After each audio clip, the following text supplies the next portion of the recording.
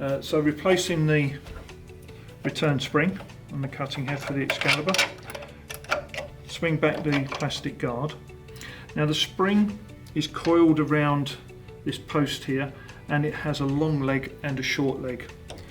So unhook the long leg from the groove underneath the casting, rotate it round and keep going, and then the second shorter leg will come up from behind the casting. Then pull that off of the spigot to remove it. To replace it, always take hold of the long leg, push it on the spigot, rotate clockwise all the way round and hook the long end under the casting, and then that's all you need to do, and that's fixed.